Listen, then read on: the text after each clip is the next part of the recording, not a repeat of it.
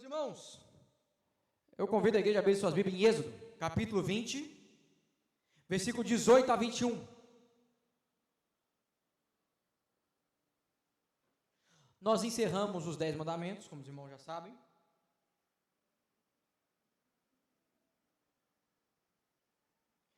E esse será será o último sermão em Êxodo. A gente vai dar uma pausa em Êxodo e vamos iniciar uma série em 1 Coríntios, a partir da próxima semana. Porque a partir desse texto que nós iremos ler hoje, os irmãos depois eles vão fazer uma leitura, vocês vão ver que tem muitos aspectos práticos da lei civil que nós já comentamos os 10 mandamentos. Então a gente vai dar uma pausa para depois retornarmos aí mais para frente, quem sabe, né, a exposição de Êxodo. Foram até agora 80 sermões, só até Êxodo 20.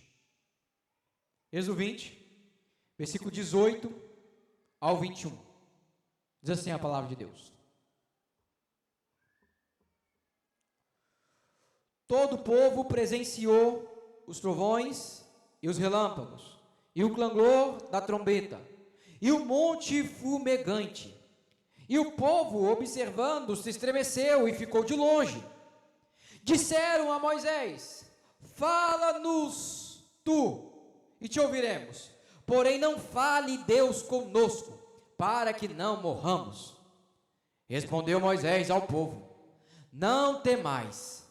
Deus veio para vos provar, e para que o seu temor esteja diante de vós, a fim de que não pequeis. O povo estava de longe, em pé. Moisés, porém, se chegou à nuvem escura, onde Deus estava. Amém.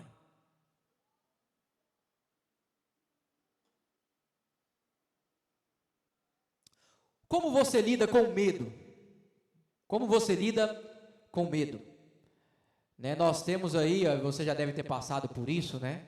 Quando você está em casa, então é à noite, você está sozinho com seu marido ali, todo mundo dormindo, e de repente você ouve um barulho na cozinha, alguma coisa caiu. E aí o marido, a esposa cutuca o marido e fala assim: meu bem, você ouviu?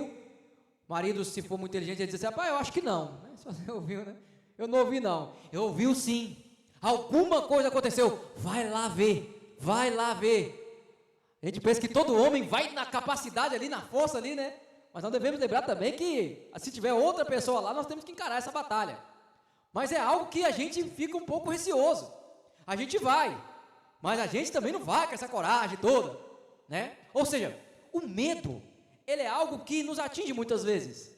E não necessariamente o medo, ele é ruim sempre. Ele é um sistema defensivo, né? Deus nos capacitou com isso. Por exemplo, se você não tivesse o medo, você possivelmente pegaria o seu carro e aceleraria ele a 200 por hora. Só que por que você não faz isso? Porque você muitas vezes tem um medo, né? De poder bater ali e às vezes não morrer, mas ficar tetraplégico, né? Que esse é o medo de muitas pessoas, né? Ou seja, o medo, ele nos protege de algumas coisas. O medo nos afasta também de grandes perigos. As crianças, tem crianças que são corajosas demais. Não pega qualquer bicho, sai pegando com a mão, e alguns põem até na boca, né? Não tem essa dimensão. Outras já são medrosas demais, só que isso protege essa criança. Ela vê um bicho, ela não encosta, né? Ou seja, o medo, ele cai nessa linha onde você pode se proteger, mas ao mesmo tempo onde você também pode ser vulnerável. Nós estamos aqui diante de um texto onde nós temos a ideia aqui de trovões, relâmpagos, sons de trombeta e um monte pegando fogo. Acredito que ninguém nunca deve ter presenciado algo assim.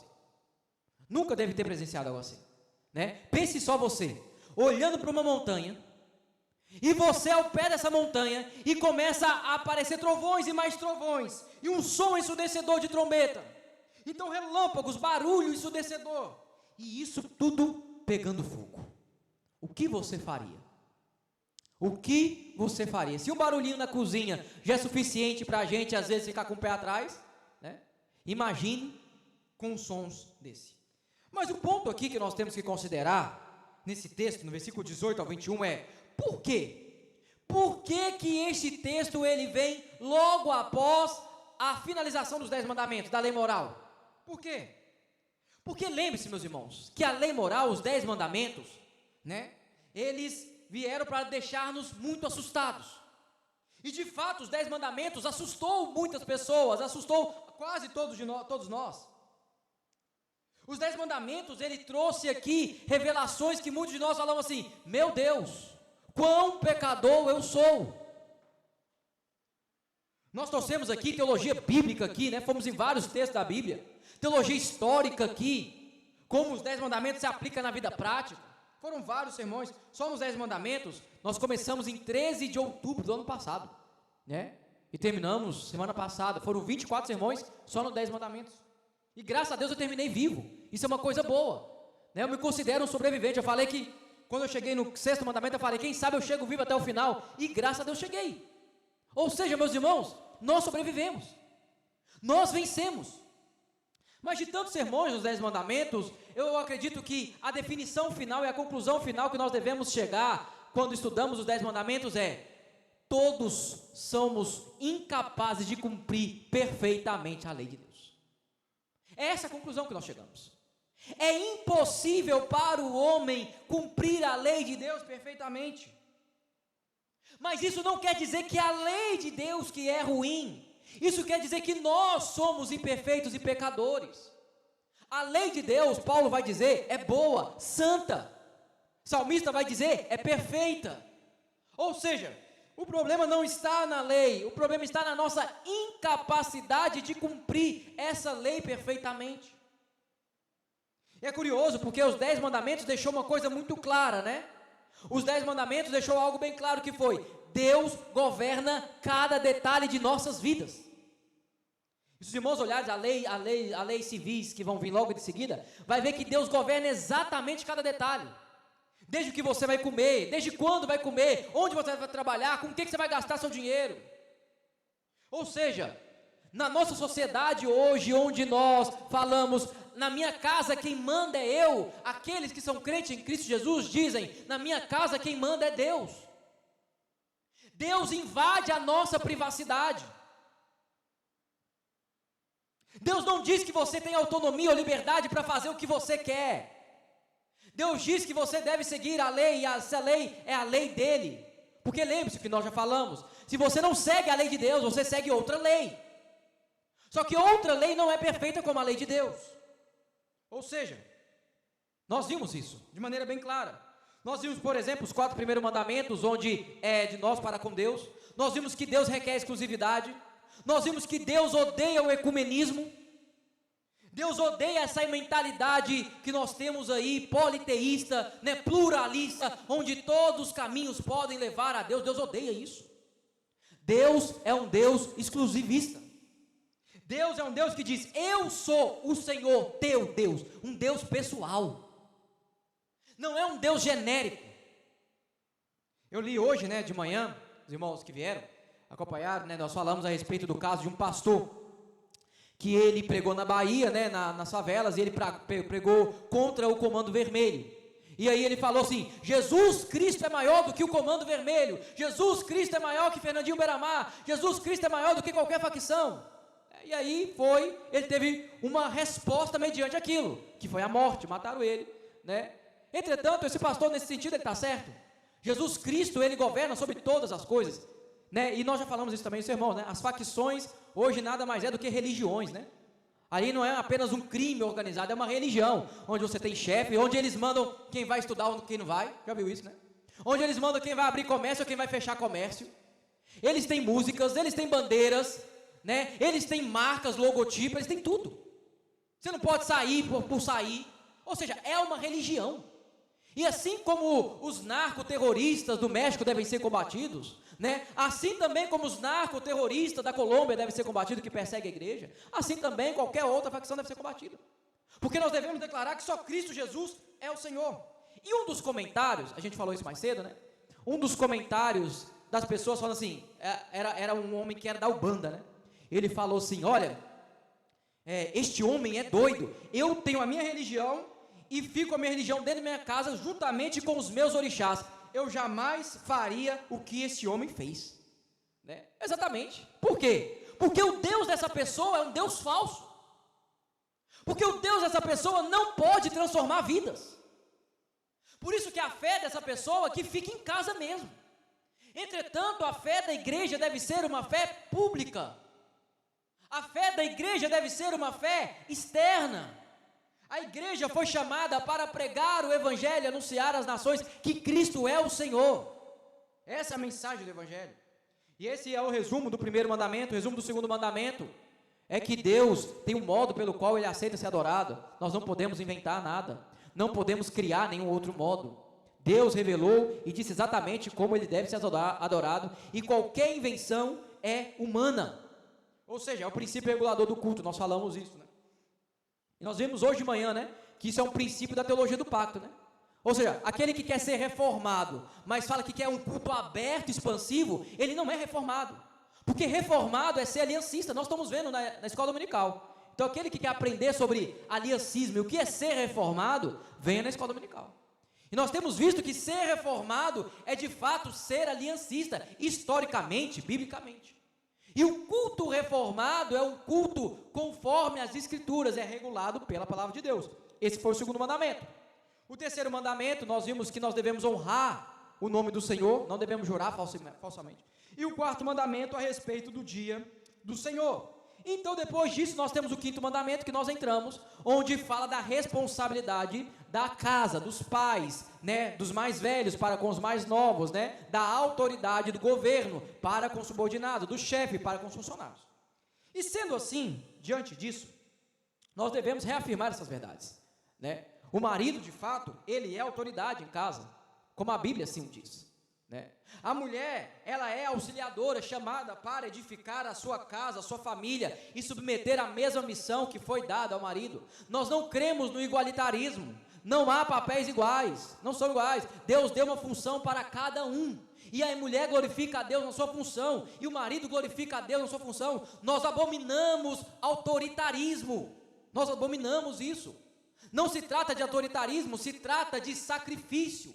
Homem que serve a sua família com sacrifício. É isso que se trata, o quinto mandamento. É o homem que ama a sua casa, que ama os seus filhos. E logo depois nós vimos o sexto: não matarás, não adulterarás, não furtarás, não dirás falso testemunho e não cobiçarás. Ou seja, sendo assim, todos nós fomos afetados de alguma maneira na exposição dos 10 mandamentos. E aquilo que nós sempre consideramos, no momento que você ouviu a palavra de Deus, os 10 mandamentos, qual foi o seu sentimento? O povo de Deus, aqui no versículo 18, eles estão ouvindo Deus falando, mas em trovões e relâmpagos. E isso tem causado neles um temor, um medo. E exatamente, meus irmãos, por quê? Porque de fato nós somos chamados por um Deus que é santo, santo, santo. Ou seja, o padrão de Deus é alto. O que o texto está dizendo aqui no versículo 18 é que esses trovões e relâmpagos aqui, eles estão vindo depois dos 10 mandamentos, exatamente para dizer para que o homem tema e trema ao Deus Todo-Poderoso. Ou seja, o que está dizendo é: a palavra de Deus está certa e o homem está errado. É isso que está dizendo. O que o texto aqui está dizendo é que se estes homens estão se sentindo culpados, é porque de fato eles são culpados. E se estes homens estão se sentindo com as suas consciências atacadas, com as suas consciências sendo feridas, é porque de fato estão pecando contra Deus. Quantos de nós saímos daqui indignados com a palavra, mas não indignados com o nosso pecado? Nós preferimos querer moldar a palavra, reinterpretar a lei de Deus para se adequar ao nosso modo pecaminoso de vida, ao invés de falar: eu pequei, eu errei, a palavra está certa. Meu irmão, minha irmã, se você sentiu culpado, deve ser porque de fato você é. E o seu caminho é arrependimento. O seu caminho é choro, é lágrima. Este é o único caminho para encontrar perdão. Esse é o caminho. George Whitefield, pregador britânico, ele vai dizer o seguinte: um sermão pobre é aquele que não incomoda ninguém, que não deixa o ouvinte indignado ou consigo mesmo, ou com o pregador. Ou seja, esse é um sermão pobre. Se você não sair daqui indignado com o seu pecado, com alguma coisa você tem que sair indignado. Por isso que a exposição dos mandamentos, ela nos quebra. Ela nos relembra que um dos propósitos da lei é nos refazer conforme a imagem de Cristo Jesus, e por isso ela precisa quebrar. E por isso a lei, ela precisa destruir, para que você possa falar: eu preciso de Jesus Cristo.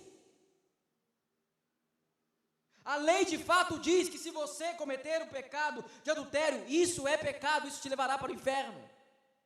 Ainda que, como diz Jesus, se você olhar e cobiçar. Ou seja, meus irmãos, Jesus, ele apresenta exatamente a mesma estrutura. Quando Jesus, ele explica ali a ideia da lei, ele se aprofunda na lei, ele vai dizer exatamente isso. Quantas pessoas poderiam dizer assim: Jesus, você está pesando a nossa consciência, porque até anteriormente, nós pensávamos que adultério era apenas eu ir lá e dormir com uma moça, ou com um rapaz. Mas agora, Jesus, você está dizendo que adultério é eu olhar e cobiçar. Jesus, eu estou me sentindo mal. Os homens poderiam dizer isso. Mas eles estavam se sentindo mal porque de fato eles pecaram contra Deus. Meu irmão, os 10 mandamentos, a lei de Deus, ela tem esse peso para que nós venhamos correr para a graça. Por isso que a gente tem sempre falado isso aqui: onde abundou o pecado, superabundou a graça. E só é possível compreender a extensão da maravilhosa graça quando você chegar à conclusão do quão pecador você é, do quão pecador nós somos. Ou seja, nós precisamos entender essas verdades. Nós precisamos entender e acompanhar essas verdades. É por isso que agora, acompanhe sua Bíblia aí comigo, Êxodo 20, versículo 18. É por isso que o povo, eles presenciam trovões, veja aí. Todo o povo presenciou os trovões e relâmpagos e o clangor de trombeta. E o monte fumegando, e o povo observando, se estremeceu, ficou de longe. A ideia aqui é exatamente essa. É o povo sem saber o que fazer. O que eu faço com tudo que eu ouvi? O que eu faço com as verdades que eu acabei de ouvir? O que eu tenho que fazer? Eu não posso ter outros deuses. Eu não posso adorar a Deus o dia que eu quero. Eu não posso fazer imagem de Jesus, nem de nenhuma pessoa da Trindade. Eu não posso me vestir do jeito que eu quero. Eu não posso matar, nem odiar ninguém. Eu não posso roubar. Eu não posso invejar. Eu não posso nada. O ponto aqui é: o que você deve fazer você deve fazer a vontade de Deus. O que você pode fazer? Você deve fazer a vontade de Deus. Mas veja que esse monte fumegante não acontece somente aqui. Se os irmãos voltarem sua Bíblia aí, lá no capítulo 19, veja aí, 19, versículo 18.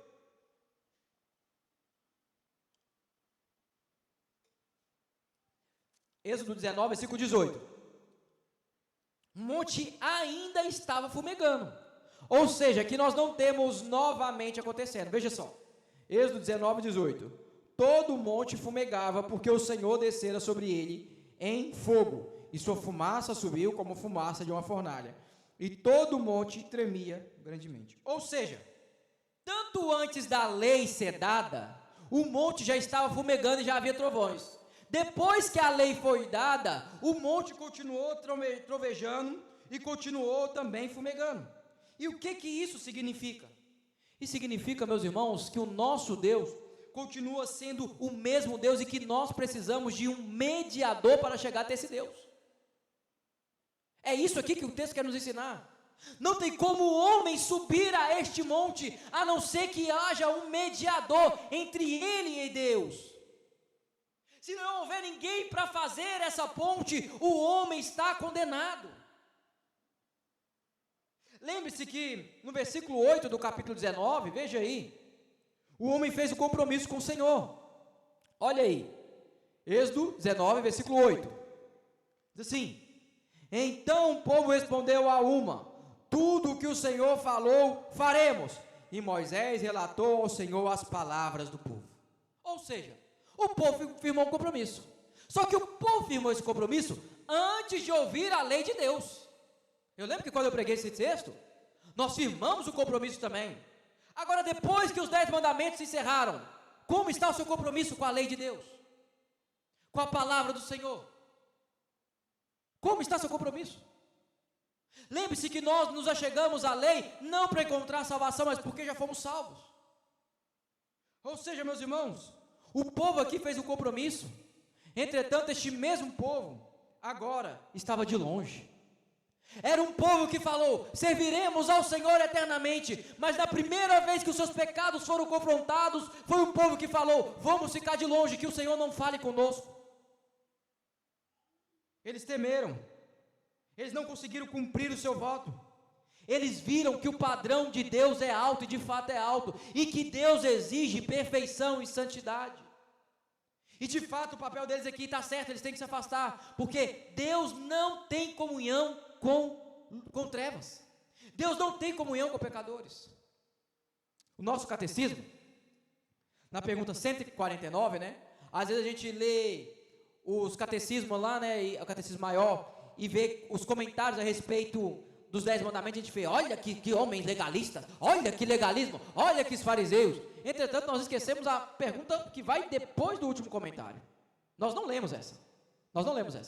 Pergunta 149, é a primeira pergunta após o último comentário dos 10 mandamentos. Diz assim: será alguém capaz de guardar perfeitamente os mandamentos de Deus? É a pergunta. Resposta: nenhum homem por si só, ou por qualquer graça que receba nesta vida, é capaz de guardar perfeitamente os mandamentos de Deus, mas diariamente os viola, veja bem, por pensamentos, palavras e obras. Aí você olha para isso e fala assim: meu Deus, então se os puritanos, eles escreveram uma lista extensa do que é o nosso dever e do que é proibido nos mandamentos, por que que agora eles dizem que nós não temos a capacidade de cumprir? Porque eles chegaram à conclusão que nós temos falado e batido sempre na tecla, porque errado não está a lei de Deus, errado está os homens. Eles têm que expor a lei deve ser exposta exatamente como ela está escrita, na sua abrangência em todas as escrituras. Entretanto, sempre o errado será o homem que é incapaz de cumprir perfeitamente a lei.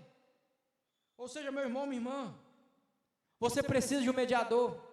E é para isso que o nosso texto vai seguir. Olha aí o versículo 19.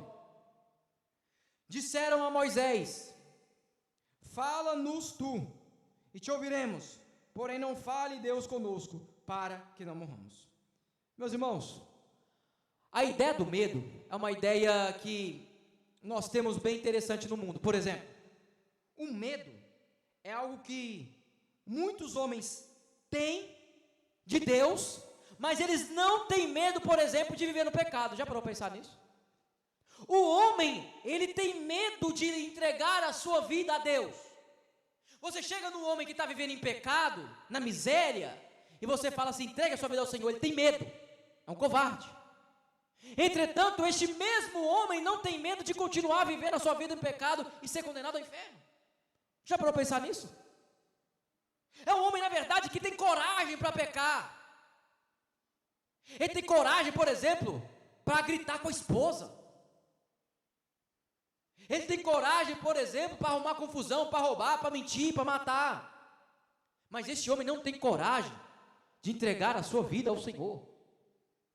Ou seja, o homem prefere viver distante do Senhor, ao invés de servir ao Senhor. Ou seja, este homem, ele vive uma vida com medo. Ele se acha corajoso, porque ele diz: eu faço o que eu quero. Mas ele é escravo dos seus pecados. Ele é escravo dos seus pecados. Você está me ouvindo? Você que não tem Cristo na sua vida, deixa eu te dizer: você não é livre. Você não faz o que você quer. Você faz o que sua carne deseja. E por isso você é escravo da sua carne. E as consequências da sua escravidão será a condenação eterna. Arrependa-se dos seus pecados. Arrepende-se dos seus pecados. Você quer entender o que é liberdade de fato? O que é verdadeira alegria? Você deve entregar a sua vida a Cristo Jesus. É isso que você deve fazer. Meus irmãos, nós temos aqui de um lado o Deus Todo-Poderoso, Santo, o Deus que solta trovões, o Deus que fumega o monte, e do outro lado nós temos homens pecadores. E quem está no meio disso tudo? Moisés. Moisés é o mediador. E olha o que Moisés vai dizer. No versículo 19, disseram Moisés, fala-nos tu e te ouviremos, porém não fale Deus conosco, para que não morramos. Ou seja, esses homens estavam com medo de Deus. Com medo de Deus falar, já parou a pensar nisso? Assim também são os homens, que muitas vezes têm medo de, por exemplo, vir à igreja, chegar ao povo de Deus, para não ouvir as verdades, que ele sabe que o seu pecado será confrontado. Assim são os homens. Assim são os homens, por isso que a maioria deles prefere o quê? Uma igreja onde que não fala de pecado. Porque ali ele vai se sentir bem, ali ele não será confrontado. Então por isso que igrejas que não falam de pecado, igrejas que não falam que você é miserável, pecador e que precisa de Cristo Jesus, por isso que essas igrejas elas estão sempre cheias. Porque elas não requerem do homem compromisso, você não ouve trovões, você não ouve relâmpagos, você só ouve o quê? Pequenas garoas. Está tudo bem, a vida que você leva, continue assim, dê o seu melhor, faça o seu melhor para Deus, Deus quer o seu coração, não tem importância o modo como você vive, não tem importância o modo como você adore a Deus do seu jeito, viva do seu jeito, o que importa é você ter boa intenção. Disso os homens não fogem, disso os homens, eles não evitam. Entretanto, aqueles que se achegam ao verdadeiro Deus, eles se achegam com medo. Se achegam com medo. Isso era muito comum, sabe quando? Por exemplo, né? Antes, ou em outras igrejas, né? Quando era culto de ceia. Né? É bem expressivo como isso acontece, né? Quando as igrejas não fazem ceias dominicais, aqui nós fazemos dominicais, né? Então, quando não fazem culto, quer dizer, quando tem o culto e o culto de ceia, o que acontece?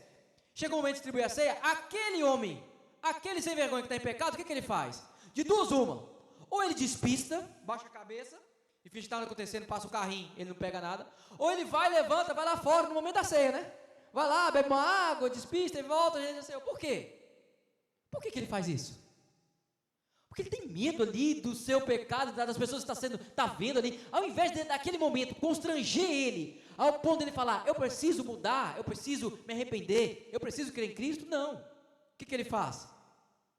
Ele então evita. Aquela pessoa que sabia o culto de ceia e nem via no culto da ceia, porque as pessoas vão ver que eu estou em pecado. Ou seja, meus irmãos, os homens eles fogem de Deus. Os homens eles não querem Deus. Não querem Deus. Então os homens aqui eles estão distantes do Senhor. Acompanhe comigo agora. Versículo 20. Moisés aparece como mediador. Olha só o que vai acontecer. Versículo 20. Respondeu Moisés ao povo: não temais. Isso aqui é importante. Por quê? Moisés, além dele se apresentar como mediador, ele também apresenta-se como uma fé verdadeira no Senhor. Por quê? Porque lembra-se que este mesmo Moisés é aquele Moisés que quando Deus chamou na sarça, o que ele disse? Senhor, não mande a mim, mande outro. Senhor, sou pesado de fala. Senhor, e se acontecer isso? Senhor, e se acontecer isso? Ou seja, era o Moisés que temia ir e fazer a sua missão. Agora é o Moisés que diz, não temos. E por que ele fala não temos? Porque olha o final do 19. Porém, não fale Deus conosco para que não morramos. Os homens sabiam que de fato as consequências seria a morte. Volte sua Bíblia aí, lá no Êxodo 19, versículo 21. Olha aí. Êxodo 19, versículo 21. E o Senhor disse a Moisés: desce, adverte ao povo que não traspasse o limite até ao Senhor, para vê-lo, a fim de muitos deles não perecerem. O que isso significa? De fato, estes homens mereciam a morte. Então, quando eles dizem assim, olha, nós não podemos chegar e tocar, não é porque talvez eles iriam morrer, porque de fato eles iriam morrer. Porque o homem sem Cristo, o que ele merece é a morte. E se estes homens encostassem no monte, eles iriam morrer, então por isso que eles se distanciam. Ou seja, meu irmão e minha irmã, desde que o homem caiu e o homem pecou, ele tem se afastado de Deus, e se ele tentar buscar a Deus sozinho, por suas próprias forças, pelos seus méritos, pela sua obra, ele jamais encontrará. Ele precisa de Cristo. Lembre-se que nós falamos hoje de manhã. Nós cremos aí na doutrina do pacto, no pacto de obras, pacto de graça e pacto de redenção. E aqueles que não estão sob o pacto de graça, ainda estão debaixo do pacto de obras. Só que o pacto de obras exige do homem perfeição. E o pacto de obras tem como consequência do erro a morte. Então, ou seja, se estes homens, eles morressem, Deus seria justo em matá-los. Agora a pergunta que podemos fazer aqui é: por que nós temos acesso ao Senhor? Por que você hoje, você pode chegar e entrar no Santo do Santo e não morre? Lembra-se no Antigo Testamento, Adão não podia voltar mais para o jardim. Havia 2 anjos com a espada, se ele voltasse ele morreria. Quando faz o tabernáculo, não poderia passar para o Santo dos Santos, senão também morria. Não podia tocar no monte, senão também iria morrer. Ou seja, meus irmãos, o único meio de acesso do homem para com Deus era se o homem fosse o sumo sacerdote. Era o único meio de mediação. Mas por que você, crente em Cristo Jesus, você tem acesso a Deus na sua casa?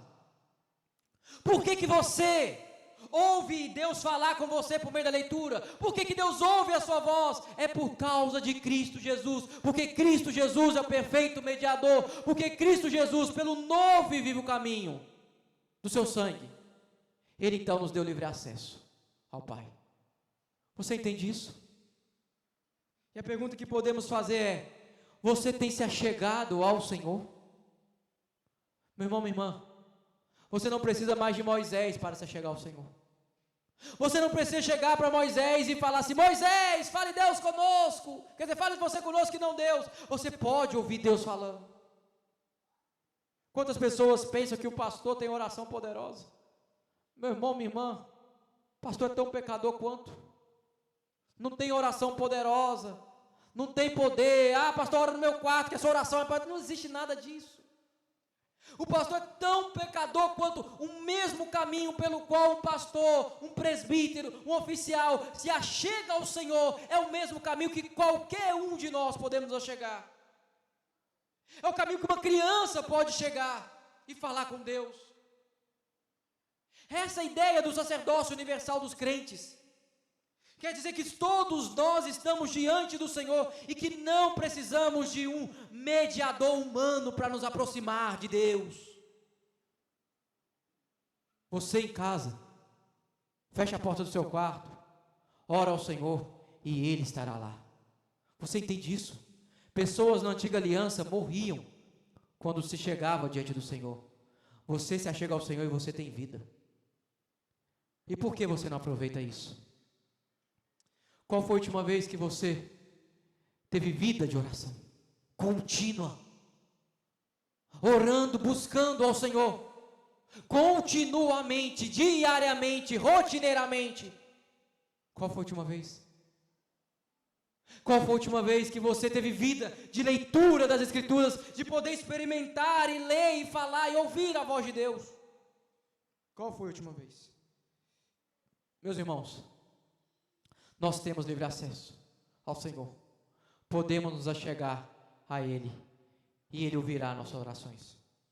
Então, Moisés responde ao povo, versículo 20: não temais, Deus veio para vos provar, e para que o seu temor esteja diante de vós, a fim de que não pequeis. Meus irmãos, o que Moisés está dizendo aqui? Lembre-se, o princípio básico dos 3 usos da lei. A gente já falou isso aqui. Mas quais são eles? Princípio básico dos 3 usos da lei. Primeiro, a lei, ela refreia a maldade do homem, né? Isso a gente já falamos na sociedade, a lei de Deus. Segundo, a lei esmaga e nos diz o quão pecadores nós somos, e ao mesmo tempo ela nos conduz a Cristo. E o outro uso e o outro modo da lei é a lei que nos aproxima do Senhor, que é a lei que nos santifica, é o modo de vida pelo qual nós vivemos. Moisés aqui, ele dá uma resposta onde ele atribui esses 3 usos. Olha que interessante. Ele diz assim: não temais, Deus veio para vos provar. Não tem mais, ou seja, vocês não vão morrer. Deus veio para vos provar, para que o seu temor esteja diante de vós. Ou seja, Deus mostrou que vocês são tão pecadores, tão miseráveis, entretanto essa prova não é para matar vocês. Ou seja, o propósito da lei não é nos condenar, o propósito da lei é nos fazer correr para Cristo Jesus como a nossa única esperança. É este o propósito da lei. Moisés está dizendo aqui, a lei não veio condenar o povo de Deus, pelo contrário, ela veio dar vida. Porque antes vocês estavam mortos, lembre-se disso. Eu sou o Senhor que te tirou da terra do Egito. Você era escravo do pecado. Você era escravo das trevas. Você pertencia ao império das trevas. Ali sim você era escravo. Agora não. A lei agora ela te conduz para a vida. Agora você teme ao Senhor, a fim de que você não peque. Ou seja, o propósito da lei é para que nós não venhamos pecar. Meus irmãos, o propósito da lei é para nos guardar. Como eu disse semana passada, imagine que não tivesse nenhuma dessas leis, nenhum dos 10 mandamentos. Isso não anularia o fato de você pecar contra o Senhor. A diferença é que você pecaria e iria para o inferno sem saber das verdades do Senhor. Por isso que a lei é boa, porque ela te alerta, ela diz o seguinte: não ande por este caminho. Ela diz ao jovem: não ande no caminho da fornicação, da pornografia, porque você vai para o inferno. Ela diz àquele que quer enganar os outros: não ande no caminho do roubo. Ela diz para aquele que quer idolatrar, quer viver na idolatria: não faça imagens, não adore o Deus do jeito que você quer. Ou seja, a lei revela o caminho correto que nós devemos seguir, por isso que ela é boa. Uma placa de cuidado, animais na pista, não é ruim. O que é melhor, uma placa avisando que há animais na pista, ou sem placa nenhuma você vai e bate nos animais? Quando você vê uma placa de animais na pista, qual é a primeira coisa que você faz dirigindo? O que você faz? Você freia, você fica atento, liga o farol alto, fica atento olhando nos canteiros assim, não é assim? Ou seja, aquela placa, ela está com aquele propósito, não é para dizer que o animal vai passar e o animal é ruim. É para dizer, fique atento, ande corretamente, siga nos caminhos do Senhor, ande na santidade. Ou seja, meus irmãos, o texto está dizendo aqui que que o temor de Deus é para te afastar do pecado, é para que você não peque. Então esse é um dos propósitos do temor. E o que é temor? Temor aqui, meus irmãos, significa reverência. Também tem um aspecto de tremor, né, e temor e medo, mas também tem um aspecto de reverência. Heber Campos Júnior, ele ilustrando a ideia do temor, é uma ideia onde você tem a perspectiva de que Deus está te olhando o tempo todo. É como se os olhos de Deus estivessem frente a frente com você o tempo inteiro. E se você tiver essa concepção, você então foge do pecado. Pensa bem. Quando você entra para o seu quarto e apaga as luzes, e onde sua esposa não está, onde o seu marido não está, onde só está você, sozinho. Nesse momento, se você teme a Deus, você vai chegar à seguinte conclusão: Deus está aqui. Eu não posso pecar contra o Senhor. Você está lá na sua escola, na faculdade, onde o seu pai não está lá, onde sua mãe não está lá, onde as regras são um pouco diferentes, então você recebe aquela proposta tentadora, você olha para um lado e olha para o outro, e você não vê ninguém filmando, e ninguém irá descobrir. Se você teme ao Senhor, você vai chegar à seguinte conclusão: Deus está me vendo. O temor do Senhor é para que nós não venhamos pecar. O que impede um homem de trair a sua esposa? Uma vez perguntaram isso para o professor: professor, qual é o que sustenta um casamento? E aí todo mundo foi respondendo, né? Ele fez a pergunta, aí todo mundo falou: amor sustenta o casamento, é os laços, é falar eu te amo que sustenta o casamento, é dar presente. Ele falou assim: não, o que sustenta o casamento é você temer a Deus. Porque vai chegar um dia que você vai sair de casa com raiva da sua esposa, do seu marido. E nesse mesmo dia vai aparecer uma moça ingênua, bonitinha, querendo trocar doces palavras com você. Um rapaz bonito, te elogiando, fazendo aquilo que muitas vezes seu marido não faz. É nessa hora que o que vai te manter de pé é você falar: ainda que eu esteja com raiva daquele homem, daquela mulher, Deus está me vendo. Eu não posso pecar contra Ele. Meu irmão, minha irmã, O texto é bem claro. Deus veio para vos provar, para que o seu temor esteja diante de vós, a fim de que não pequeis. Deus não quer que venhamos pecar. Mas aí alguém pode perguntar: pastor, e se nós pecarmos? Cair em pecado, não é o termo que a gente usa, cair em pecado. E aí? Quer dizer que eu não temo mais a Deus? Não! Aí que você também tem que abraçar o temor. Abra aí sua Bíblia comigo. Provérbios 16, 6. São os dois propósitos do temor a Deus. É o temor que te impede de pecar. Entretanto, se você pecar, olha qual é o papel do temor. Provérbios 16, 6.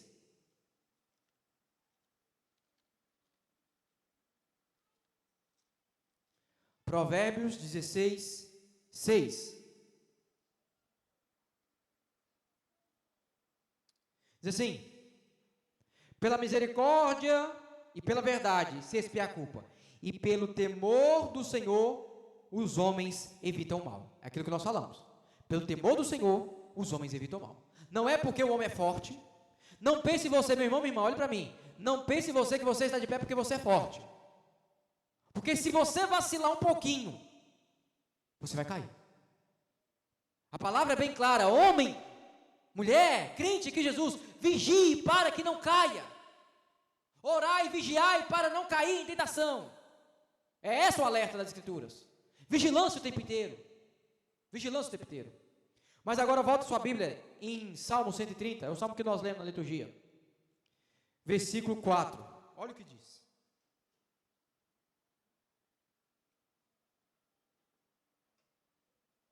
Salmo 130, versículo 4. Pastor, pequei, o que eu faço?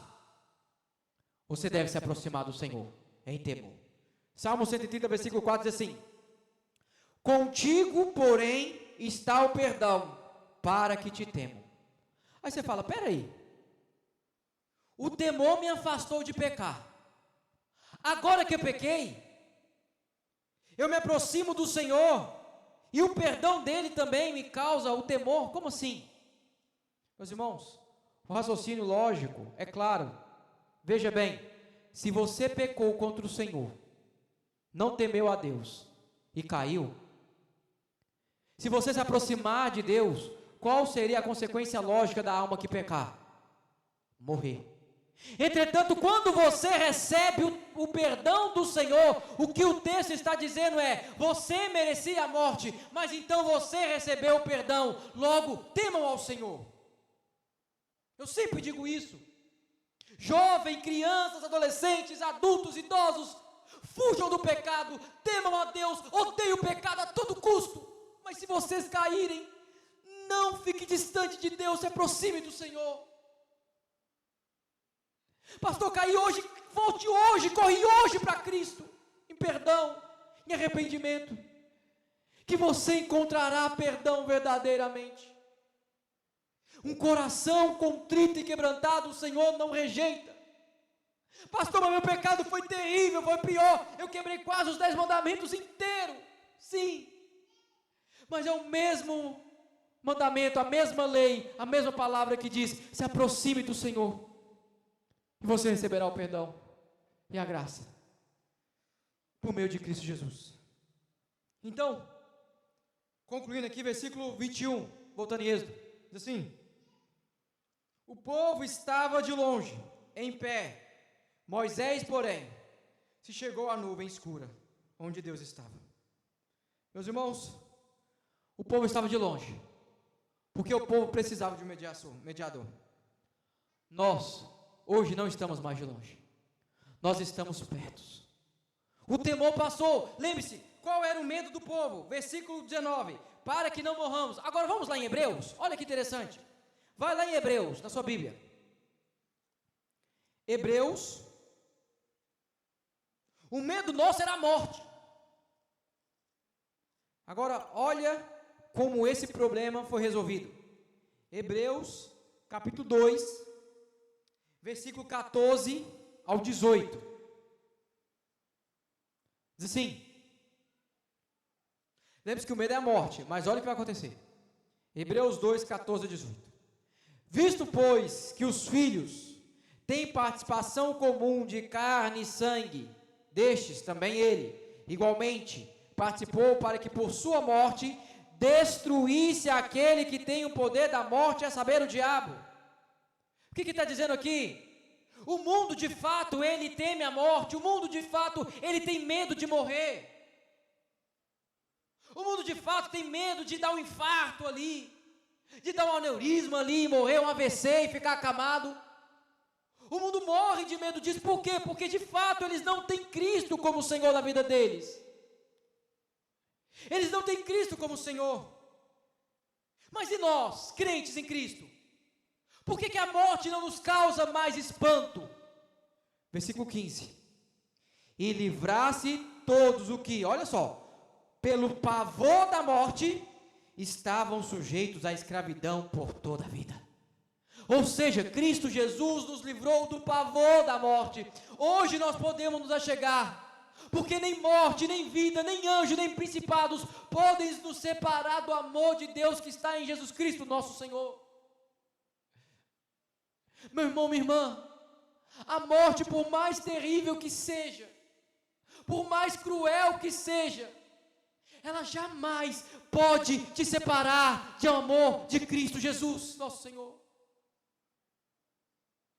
E ele continua: pois ele evidentemente não socorre anjos, mas socorre a descendência de Abraão.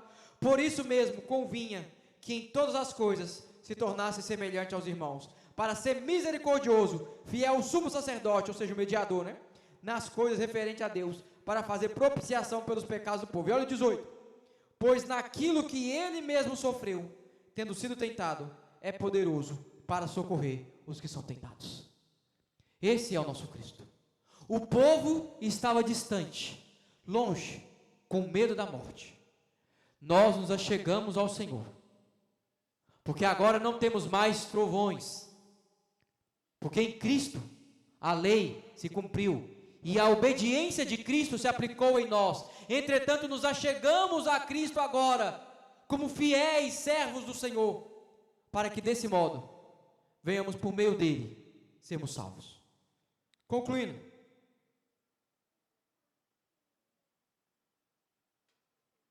o povo, lá em Êxodo, temeu ao monte, porque eles pensavam que em algum momento eles teriam que cumprir todas as exigências daquela lei.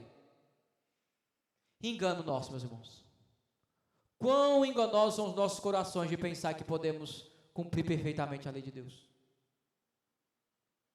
Hoje, nós, pecando contra Deus, continuamente, só há um caminho para se percorrer, e este caminho é: arrependa-se. Arrependa-se e confie unicamente no mediador perfeito que é Cristo. É isso que você deve fazer, é isso que nós devemos fazer.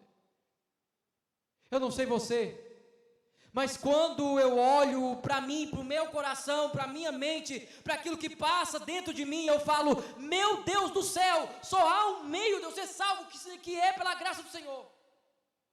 Eu não tenho como tentar atribuir nada à minha obra, porque minhas obras são trapos de imundícias. Porque pecamos contra Deus. Não temos como nos justificar. Não há mérito. Ah, pastor, mas eu oro, sim, mas não é insuficiente. Mas eu obedeço, mas é imperfeito. Meu irmão, minha irmã, por isso que Cristo deve ser tudo para você, porque só desse modo você vai poder se achegar ao Senhor. Por isso que Cristo tem que ser tudo na sua vida, porque Ele intercede por nós. Você já pensou nisso? Você já pensou nisso, que Ele vê um miserável pecador errando, pecando, e Ele fala: é meu eleito, é meu filho, justificado, salvo por meio do meu sangue.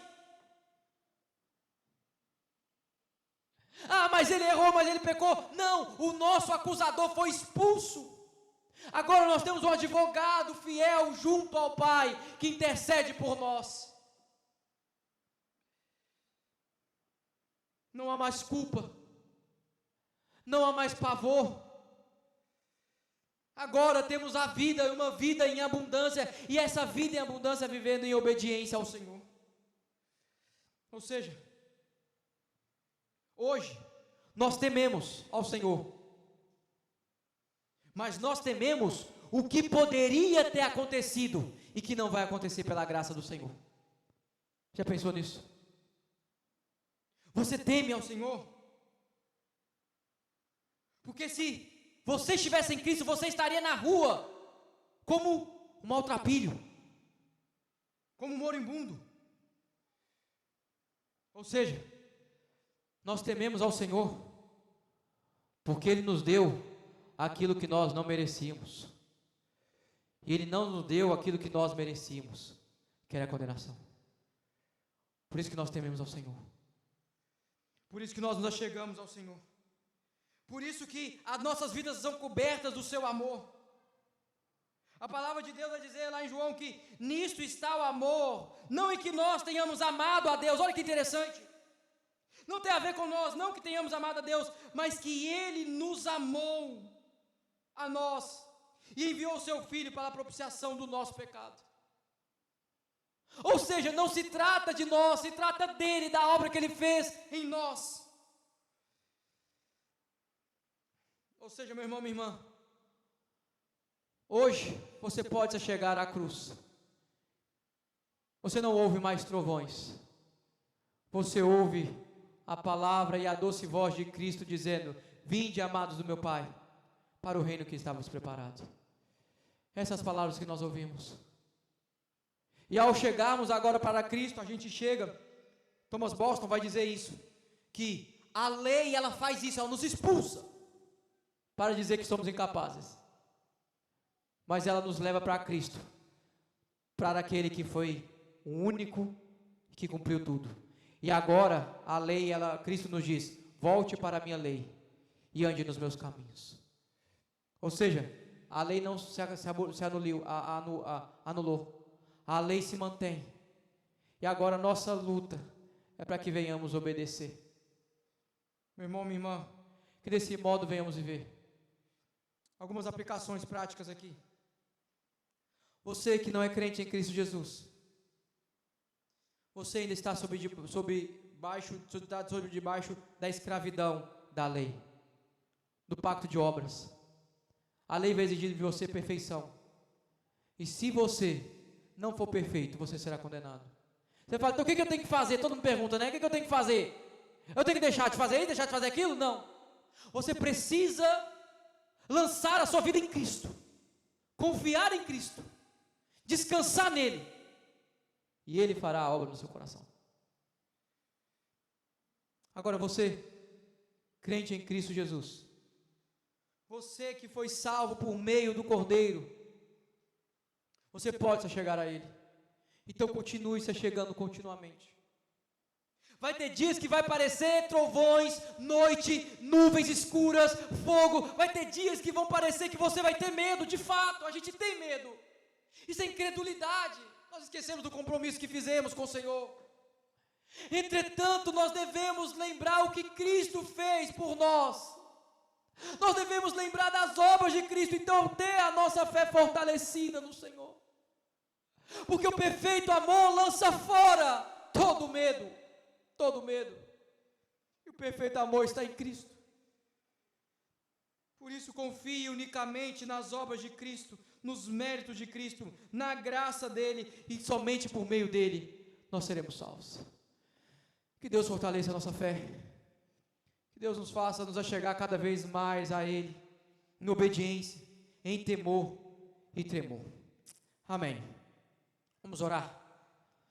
Senhor Deus, ajude-nos, ó Pai, com temor e tremor a nos achegarmos ao Senhor. E esse temor, ó Deus, é exatamente aquilo que aprendemos. É o temor que nós sabemos que o Senhor viu tudo que nós fizemos. Mas também tememos ao fato de que, mesmo merecendo a condenação, o Senhor nos deu vida.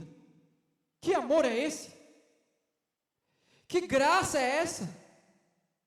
Como pode, Senhor, amar pecadores miseráveis que se levantam contra a tua lei, que se levantam contra a tua palavra, que não aceitam ser exortados, porque nós muitas vezes não aceitamos.